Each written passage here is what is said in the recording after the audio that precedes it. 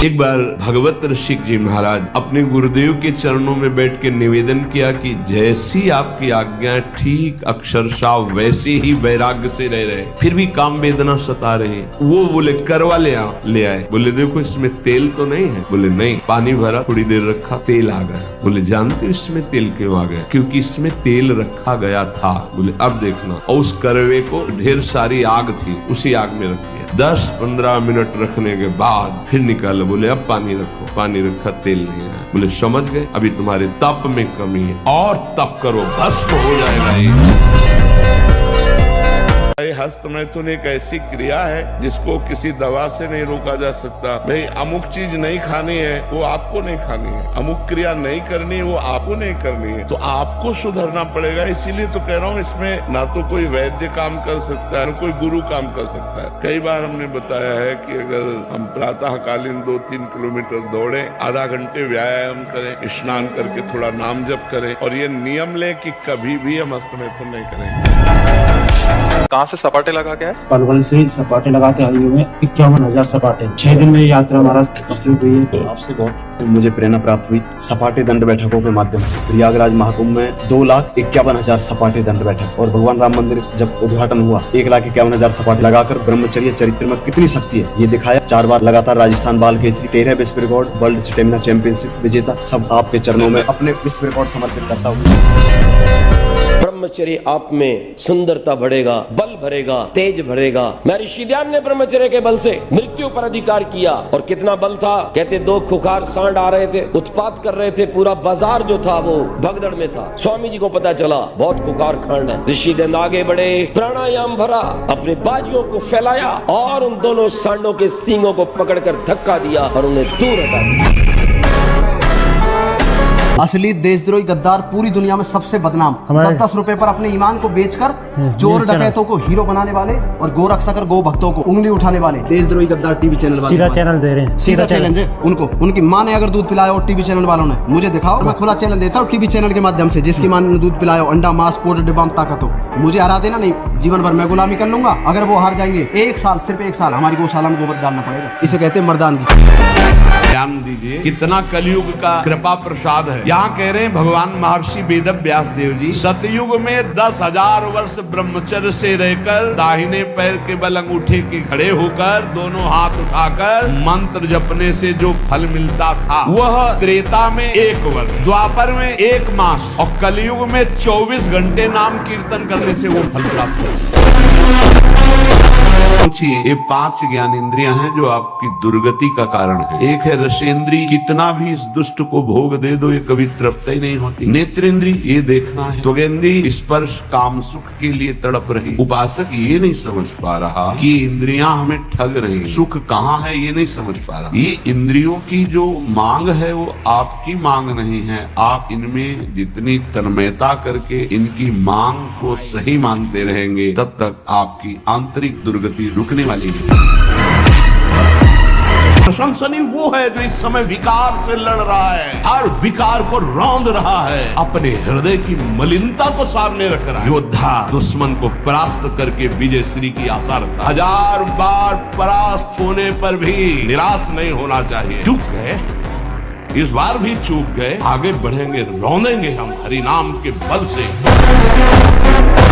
यदि आप ब्रह्मचर्य की रक्षा चाहते हो, शरीर को सुंदर तेजस्वी बनाना चाहते हो, चाय को एक झटके में बंद कर दो, लाल मिर्च बंद कर दो, आंवले का चूर्ण बनाओ मिश्री मिलाकर और दिन में 2-3 बार। गर्मी है तो आप उसका सेवन पानी के साथ करें, अगर सर्दी है तो आप दूध के साथ भी कर सकते हैं। सर्वांगासन अनिवार्य रूप से करो, पूरे शरीर की रक्षा करेगा और आपके चेहरे को तेजस्वी और आपकी बुद्धि को सूक्ष्म माइक्रोस्कोपिक बनाएगा। सायंकाल प्रतिदिन बाह्य कुंभक प्राणायाम कीजिए, संसार को प्रकाशित कीजिए, कीड़े मकोड़े की तरह मत मरिए। जिंदगी जिंदगी उसी की है जिसका दुनिया नाम जपती है। अरे जिंदगी यूं तो कुत्ते और बिल्ली की भी कटती है। संत श्री कबीरदास जी के लिए अप्सरा आई, परम सुंदरी साक्षात माया अप्सरा बनकर के आई। और कबीरदास जी महाराज भजन करते रहे, उनका कोई आकर्षण ही मन में नहीं हुआ। नाचती रही बहुत देर तक। अब बेचारी कहाँ तक गाय नाचे, थक गई। कबीरदास जी बोले कि कहो देवी काहे को परेशान हो रही है? बोले आपके भजन के फल के रूप में मैं आपके निकट आई हूँ, आप मुझे स्वीकार करो। कबीरदास जी हंसने लगे, बोली अरे मैं अप्सरा हूँ। तब श्री कबीरदास जी ने कहा सारी संसार की स्त्रियां भगवती जगदम्बा का ही स्वरूप है। इसलिए महापुरुषों ने कहा है नारी मात्र में जगन माता का दर्शन करना ये सबसे श्रेष्ठ ब्रह्मचर्य। इंद्रियों को सीधे अनुशासन में लीजिए ना। आपका स्वरूप इंद्रियां थोड़ी है, आप इनके संचालक हैं। आपकी सामर्थ्य से सामर्थ्यवान होकर आपको बांधे हुए हैं। थोड़ा तो आनंद लीजिए प्रकृति का वार सहने का। अगर शरीर रुग्ण नहीं है, जवान शरीर हो, ब्रह्मचारी हो, आग है अंदर, सहो हर प्रकृति के वार को। तुम्हारा बाल बांका भी कोई नहीं कर सकता। चिंगारी को ज्यादा प्रकाशित करोगे तो एक बूंद पानी में बुझ जाएगी, लेकिन जब ज्वाला हो जाएगी तो एक आग होती है जो समुद्र में भी पैदा हो, बड़वानल। ऐसे ही तुम्हारे हृदय में जब बड़वानल आ जाएगा तो पूरा संसार खिलाफ हो जाए तो भी कुछ नहीं बिगड़ने वाला। बाहरी कुछ ऐसा मत करो यदि विरोध हो रहा है, अंदर ही अंदर इतना बढ़ा लो कि फिर ताल ठोक के मैदान पे आ जाओ, कोई भी परास्त नहीं कर सकता। बिल्कुल ये जीवन की वो दवा है जिससे आप बिल्कुल ठीक हो जाएंगे यदि ये जीवन में उतार लें। जहां जहां मन जाए तत्काल अपने प्रिया प्रीतम की भावना कीजिए। जब आपका मन आपको परास्त कर रहा है, जला रहा है, वो जलन सिर्फ मन को प्राप्त हो रही, आपको नहीं। यदि आप स्वीकृति नहीं देंगे तो आपसे पापाचरण नहीं करा पाएगा। जहां मन जाए और जाना कि गया वो तत्काल लग जाएगा। राधा वल्लभ श्री और फिर भाग जाए, फिर उसे लाना है। इसे कहते हैं अभ्यास योग। एक दिन ऐसा आएगा ये जाएगा ही नहीं। जब भीष्म जी ने भगवान को देखा दासी रूप से द्रौपदी को लेकर हमारे पास आए और हमें छल से आशीर्वाद दिलवा दिया सौभाग्यवती भव, तब कहा ठीक है मुझे पता चल गया है। जब मैंने प्रण लिया पांचों पांडवों को जीवित रहा तो मारूंगा, तो आपने सौभाग्यवती का आशीर्वाद दिलवा दिया। तो आज मैं गंगा पुत्र भीष्म प्रण लेता हूँ। आपने जो प्रण किया था कि महाभारत युद्ध में अस्त्र नहीं कहूंगा, तो मैं गंगा का पुत्र भीष्म नहीं कहलाऊंगा यदि कल आपसे अस्त्र ग्रहण न करवा दूं। सियार नहीं पैदा होते सिंहों के सिंह ही होते। हरिदास सिंह होता है, एक गर्जना में लाखों का कल्याण होता है। आस्याम्यास्थाय धैर्यम मम निज परमाभीष्ट सिद्धिर भवत्रे। हे हरि, कैसी भी परिस्थिति हो मेरे को कोई नहीं रोक सकता, क्योंकि मेरा धैर्य है आपसे है। जैसी परिस्थिति देना चाहो दे दो, अपने आप जितेंद्रिय हो जाए। शरीर एक रथ है, बुद्धि इस रथ को चलाने वाला सारथी है, बैठने वाला जीवात्मा है, मन लगाम है, इंद्रियां घोड़े हैं। ये घोड़े विषय भोग का चारा चरने के लिए जाएंगे। अगर मन रूपी लगाम को बुद्धि रूपी सारथी ने ठीक से खींचा नहीं तो ये खंडक में गिरा दे। और जीव इतना भोला बन चुका है कि गड्ढे में गिरा है फिर भी वो आनंदित है, वो उसी को सुख समझ रहा है। जिसे तुम सुख समझते हो वो सुख की छाया है, समझ पड़ती नहीं है गिरधर की माया। चिकनी चमड़ी केवल देखकर फंस रहे, कुछ नहीं। बुद्धि को परमात्म चिंतन से इतनी बलवान बनाओ कि अपनी इंद्रियों के द्वारों से घसीटकर उसे भगवान में स्थित करो। तुम भगवान के अंश हो, तुम प्रकृति के भोग से कभी सुखी नहीं हो सकते। अधर्म युक्त विषय जहर से भी ज्यादा भयावह। जहर तो एक शरीर नष्ट करेगा, विषय करोड़ों जन्म तक उस संस्कार तुम्हें नष्ट करता रहेगा। जब तुम अंदर से विषयों का चिंतन करते हो तो तुम्हारा मन विषयमय हो जाता है, इसीलिए तुम्हें विषय में सुख लग रहा है, अन्यथा नहीं। उदाहरण दिया कि जैसे कुत्ता सूखी हड्डी को उठा के भागता है एकांत में, और जब उसे चबाने की कोशिश करता है उसी के गलपरों से उसमें रक्त दिखाई देता है, उसको आनंद का अनुभव होता है कि इससे बड़ा सुख मिल रहा। ठीक ऐसे आप अपनी जीवनी शक्ति का नाश करते हैं और आपने विषय चिंतन अंदर से किया है, इसके कारण आपको माया जनित भोगों में सुख मिल रहा, अन्यथा है ही नहीं। जब सच्चिदानंद भगवान श्री कृष्ण कह रहे हैं दुखालयम अशाश्वतम, तो तुम्हें कैसे सुख का अनुभव? तुम्हारी बुद्धि विपरीत हो गई। इस लौकिक पारलौकिक भोगों में मन जाएगा, किंतु वहाँ अधिक समय तक ठहर नहीं सकेगा। हर चीज का वास्तविक स्वरूप की उसकी तह तक जाओ आप, कुछ नहीं मिले। केले का पेड़ देखा है, भगवान ने क्या बढ़िया फिनिशिंग कर रखी है उसके तने पर उस केले को छिलके पर छिलका उतरता चला जाएगा, सार कुछ नहीं मिले, केवल व्यर्थ की चमक है। ऐसे ही रूप रस गंध शब्द स्पर्श इन विषयों की तह तक चले जाओ, केले के पेड़ की जैसी स्थिति है, छिलका ही छिलका है, सार नाम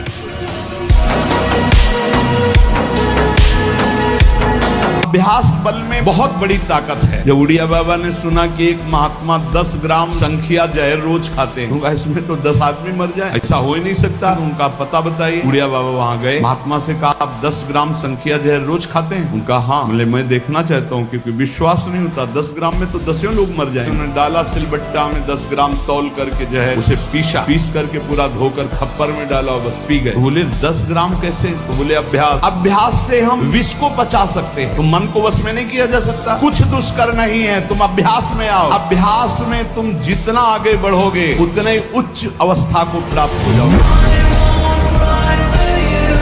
सत्य घटना आपको सुना रहे हैं। एक महापुरुष थे, बड़े प्रकांड विद्वान थे, ब्रह्मचारी थे, और वो विचरण करते हुए गांव में आए। लोगों को जब ये पता चला कि वो बचपन में ही पढ़ने लिखने चले गए तो वही आए। उस समय उनकी आयु 80 वर्ष की थी और गांव के लोग रोने लगे। बोले पंडित जी आपके घर का तो दिया बुझ गया, महामारी आई और सब पधार गए, कोई जीवित नहीं है। गाँव के लोग बोले महाराज हम तो दूसरे को तो पुरोहित बनाएंगे नहीं, आप ही पुरोहिताई करो। बोले हमारा तो बुढ़ापा आ गया, क्या पुरोहिताई करें? बोले नहीं हमें तो आगे वंश परंपरा चाहिए। आपको सुनकर आश्चर्य होगा, 80 वर्ष की आयु में एक विप्र कन्या से उनका विवाह करवाया और उनके 5 पुत्र उत्पन्न हुए। सबसे छोटे पुत्र थे महाराज गौर वर्ण, सफेद दाढ़ी, सुंदर श्वेत जटाजूट, ब्रह्म कमंडल हाथ में लिए, ऐसे लगता था मानो साक्षात वशिष्ठ जी आ गए। ये किसकी शक्ति है? 80 वर्ष की आयु में भी 5 वरिष्ठ पुत्रों को जन्म देना और एक महान विरक्त संत को जन्म देना, ये क्या है? ये ब्रह्मचर्य की महिमा है। एक दिनचर्या कोई पकड़ लीजिए, एक आज्ञा पालन कीजिए। अगर 100 आज्ञा न पालन करने की सामर्थ्य आ जाए तो बताना, समय को पाबंदी में बांधिए, तुम्हारा लोक परलोक दोनों सुधर जाएगा। एक यूरोप का आदमी था, वो बहुत अमीर था। वो मरते समय घर वालों को कहा कि मैं एक वसीयत लिखा है, उसमें कोई रुपया पैसा की वसीयत नहीं थी, पूरी डायरी खाली, केवल एक शब्द, और कहा मैं ये वसीयत आप लोगों को लिखकर, time is money in the world, संसार में समय ही सबसे बड़ी संपत्ति है। जिसने समय की कीमत पहचान ली वो सबसे बड़ा संपत्तिवान है। देह का रक्षक, देह का राजा ब्रह्मचर्य ही है। अब कहीं ब्रह्मचर्य की शिक्षा किसी विद्यालय में दी जाती है क्या? नहीं, हमारे शास्त्रों में लिखा है 25 वर्ष की आयु तक पूर्ण ब्रह्मचर्य का कोई पालन कर ले, उसके शरीर से खिले हुए कमल की, गुलाब की सी सुगंध आने लग जाएगी और उसको प्रत्यक्ष इन्हीं नेत्रों से आकाशचारी देवताओं के, सिद्धों के, ऋषि मुनियों के प्रत्यक्ष दर्शन होने लगे। कैसे मनुष्य शरीर को तुमने प्राप्त करके नाश करने की ठान ली है कि हम जो मन आएगा सो करेंगे, कि तुम समझ नहीं पा रहे हो। ये आज का अभ्यास तुम्हारे लिए कल काल बन जाएगा। कोई समझाने वाला तुम्हें नहीं है। तुमसे मित्रता करके तुम्हारी वासनाओं को बढ़ाकर तुम्हारे चित्त को विक्षेप में भर देना, ये संसार के हर व्यक्ति वस्तु स्थान का प्रभाव है। इसीलिए विचलित होते हैं कि आप लोग इतने बलवान बने कि आक्रमण कब हो जाए, कहां किस वासना का, आप उससे लड़ना जाने। क्या उपाय है इस चंचल मन को वश में करने का? तो वही बात भगवान ने कही, जहाँ जहाँ तुम्हारा मन जाए वहाँ वहाँ से उसको लौटाकर प्रेम से समझाकर कि देख अब तक तेरे कहे अनुसार चले तो देख कितना कष्ट हमें उठाना पड़ा, उठा रहे हैं, अब कृपा करके सौभाग्य मिला है, सौभाग्य को छोड़ मत। इस प्रकार उसे प्रेम से समझाकर और जहाँ जहाँ मन जा रहा हो वहाँ वहाँ से लौटाकर मुझ में पुनः पुनः लगाना चाहिए, अथवा मुझको सब जगह समझकर जहाँ जहाँ मन जाए वहाँ ही मेरा चिंतन करना चाहिए। यही साधन है। जिह्वा की तृप्ति और शरीर की पुष्टता का भाव रखकर भोजन करने से तमोगुण आ जाता है। लेकिन हम तुम्हें बताए देते हैं कि बलवान शरीर नहीं होता, बलवान आत्मबल से होता है। जो ऐसे गंदे आहार करते हैं उनकी चर्बी बढ़ती है, आत्मबलहीन डरपोक अंदर से भय रहता है। जिनका आत्मबल बढ़ता है तो हम मान सकते हैं कि उनका शरीर क्षीण होता है, लेकिन वो परम स्वस्थ होते हैं, उनका संकल्प बल काम करता है। हमारे अंदर सामर्थ्य है, तुम इंद्रिय और मन को रोक सकते हो। एक बार रोक के तो देखिए। भोगों पर विजय प्राप्त करने के लिए सहज युक्ति आपको बता दूं। जब आपके मन में कोई भी भोग विकलता हो, उस समय आपका नाम बहुत रफ्तार से चलना चाहिए, उसको अवसर नहीं मिलना चाहिए। और ये विचार करो कि आया है बस जा रहा है, और जिस समय वो आपको एकदम डुबो रहा है, अपने एक रंग में रंग रहा है, अब विकल है आपके, अब ये मिलना ही चाहिए, उस समय सोचो बस गया गया, और आप कुछ क्षण में देखेंगे वृत्ति पलट गई। आप समय को व्यर्थ करते हैं कि नहीं? अगर आप ईमानदारी से समय को प्रयोग करें तो 12 घंटे आपको काम के लिए देते, 6 घंटे सोने के लिए देते, 2 घंटे भोजन के लिए देते, 1 घंटे मनोरंजन के लिए देते, 3 घंटे तो फिर भी बचे ना। चाहे विद्यार्थी हो, चाहे किसान हो, चाहे व्यापारी हो, चाहे नौकरी करते हो, कोई भी हो, 3 घंटे भजन में हमें दे दो, अपनी ऊंचाई पर पहुंच जाओगे। पूज्य राधा बाबा कह रहे हैं, अगर आप किसी भी दृश्य को प्रियता से देखते हैं, ऐसी जगह खड़े जहां से शरीरों का आकर्षण देख रहे हैं, अपने आप का नाश कर रहे हैं, समस्त भोगों में कोई सुख नहीं है, ये मान लो। केवल तुम मृत्यु का वर्ण कर रहे हो, अपने जीवन को नष्ट कर रहे हो। कोई दुर्गंध युक्त स्थान हो, हम नाक बंद करके चले, कोई मल बमन आदि पड़ा हो तो उस पर दृष्टि नहीं डालेंगे। ऐसे भगवत मार्ग में चलने वाले पथिक की दृष्टि बड़े से बड़े आकर्षणकारी भोगों के प्रति होती है, ध्यान रखना। ए मूर्ख, ये शरीर, इस शरीर संबंधी स्त्री पुत्र मित्र देह संपत्ति काल के एक प्रहार में सब मिट्टी में मिल जाएगी। एक क्षण विचार कर, यदि तू नाम जप नहीं करता, भगवद आश्रित नहीं है और खूब सांसारिक कार्यों को करके उन्नति को प्राप्त हो रहा है, लेकिन जब मरेगा तब तेरे साथ क्या जाएगा? सांसारिक पद जाएगा। अरे देवराज इंद्र के पद से सीधे अजगर योनि में भेजा जा रहा है, चक्रवर्ती सम्राट महादानी सीधे गिरगिट बनाया जा रहा है, तो तुम सुअर कुत्ता बनने के लिए कौन सी बड़ी बात? भगवान नाम जप नहीं, भगवत चरणारविंद का आश्रय नहीं, तो इस माया पर विजय प्राप्त नहीं कर सकते। लिख लो आप। सावधान देखना, इंद्रियों के न घोड़े भगे, रात दिन इनमें संयम के कोड़े लगे। ये घोड़े लगाम छूट गई तो बर्बाद कर देंगे। हे नचिकेता, खड़ा हो जा, मोह निद्रा से जग जा, क्योंकि ये मार्ग छुरे की धार पर चलना है। मनुष्य की आयु 100 वर्ष निश्चित है, पर जीता नहीं है। कुत्ता पूरी आयु भोगता है, बिल्ली पूरी आयु भोगती है, एक गाय एक बैल पूरी आयु भोगते हैं, कारण वे निर्धारित भोजन को करते हैं। इस धरती पर अधिक बुद्धिजीवी इंसान है, परंतु यदि ध्यान से देखा जाए तो इससे अधिक कोई मूर्ख नहीं है। आप कहेंगे कैसे? इंसान पढ़ा लिखा है, बड़ी बड़ी डिग्रियां इसके पास है, उसके पश्चात भी इस इंसान के सबसे अधिक हॉस्पिटल है और सबसे अधिक आज रोगी है। और हमारे रोग का, मानसिक अशांति का और अल्पायु का सबसे बड़ा कारण है कि हमने सात्विक भोजन को त्याग दिया। उर्वशी ने महाराज पुररवा के चित्त का अपहरण कर लिया तो उनको भगवान ने ज्ञान दिया। उस ज्ञान से जब युक्त हुए और वो बोले, यदि अपना कल्याण चाहते हो तो दुष्संग का त्याग कर दो। शरीर से प्यार करना दुष्संग है, इंद्रियों का दुलार करना दुष्संग है, मन का भोगों में फंसाना दुष्संग है। ऐ बुद्धिमान, यदि तुम बुद्धि रखते हो तो साधु संग कर लो। अगर साधु संग हो गया तो संत पुरुषों का संग तुम्हें मोक्ष पदवी पर बैठा देगा। क्योंकि सारा खेल मन का है। ये एक ऐसा भूत है कि अगर इसे काम में नहीं लगाओगे तो उठा के पटक देगा। एक संत ने शिष्य को मंत्र बताया भूत सिद्धि का, तो भूत सिद्ध हो गया, प्रगट हुआ। उसने कहा काम बताओ, तो जो काम बताते हो तो फौरन काम कर दो। बोले काम बताओ, तो कहाँ तक बताए कि? तो बोले काम नहीं बताओगे तो उठा के पटक देंगे तुम्हें। उन्होंने गुरुजी से कहा उनका एक बांस गाड़ दो, इस भूत से कहो इस पे चढ़ो उतरो। ये मन एक भूत है, ये उठा के पटक देगा अगर इसे खाली रहो। आप लोग मन को लगाना सीखिए, कभी नाम जप, कभी नाम कीर्तन, कभी सेवा में। खाली मत रहो, खाली रहना ही पाप है।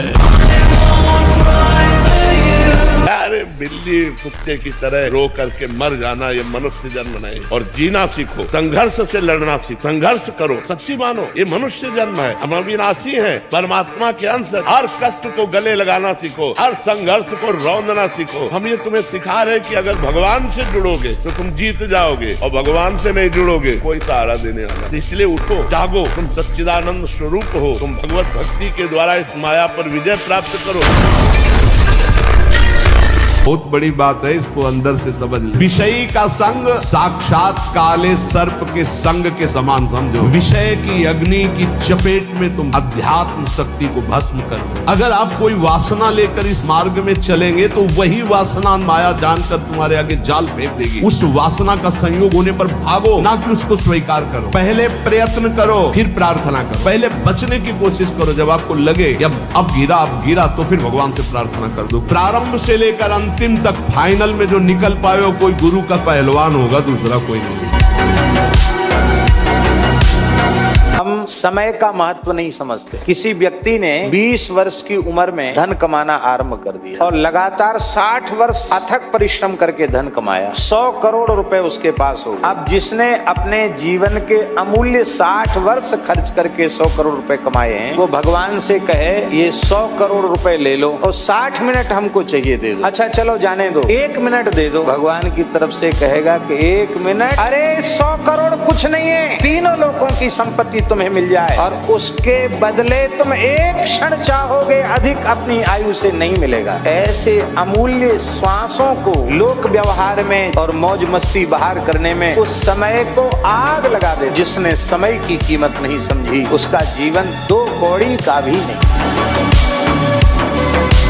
बहुत ध्यान से सुनो ना। अपने इंद्रिय मन को किसी भी उत्सव का निमित्त बनाकर, किसी आनंद में प्रफुल्लित होकर कभी किसी विषय को स्वीकार न कर। हर भोग माया का ऐसा दलदल है, जो इसमें एक बार चखने के लिए कूदा वो धंसता चला गया। जब कोई भगवान के मार्ग में चलता है तो ये 3 खाइयां होती जहाँ उसको माया गिराती है। पहली खाई है कंचन, वित्त तृष्णा, रुपया पैसा का संग्रह। फिर इसके बाद है कामिनी। कामिनी का तात्पर्य हर इंद्रिय संयोग से है और विशेषतर जनेंद्रिय के संयोग। फिर तीसरा है कीर्ति। इनमें ऐसे सुखों का आकर्षण ब्रह्मा जी ने रखा है कि ऐसा लगता है तो भगवान तो मिल ही जाएंगे। देख लेते हैं, ये घाटियां वही नहीं पार कर पाता जो भगवत प्राप्त महापुरुषों का आश्रय नहीं लिया। अपना कल्याण करो पहले तो जग का कल्याण स्वयं होगा। ये मार्ग पैरों से नहीं चला जाता, मन से चला जाता। ये 2 ग्राह बड़े बड़े मुंह फैलाए सबको पकड़ चुके हैं, एक अहंकार और एक ममता। ये बड़े भारी भव समुद्र के मगरमच्छ है, तुम्हारे से सारे झूठे कार्य करवाएंगे। तुम जब इन 2 ग्राह के मुख में फंसे रहोगे तो जान ही नहीं पाओगे सत्य किसे कहते हैं। तो इस अहंकार ममता रूपी ग्राह से अपने को छुटाने का शीघ्र उपाय करो। इस संसार समुद्र से ये पार नहीं होने देंगे, तुम्हें लील जाएंगे। भगवान से जुड़ा वही बलवान बना। ये गंदा भोजन, गंदे आचरण करने वाले दुर्गति को प्राप्त होगे, नरक को प्राप्त होगे। मांस खाने वालों, अंडा खाने वालों, तुम लोग समझते हो बलवान है। भीष्म जी जैसा कौन बलवान? अखंड ब्रह्मचारी भगवान के महाभागवत है। कोई हनुमान जी जैसा त्रिभुवन में वीर? कछु मारे से कछु मर्दे, कछु मिले से धर दूरी, कछु पुल जाए पुकारे प्रभु बरकत बलभूरी।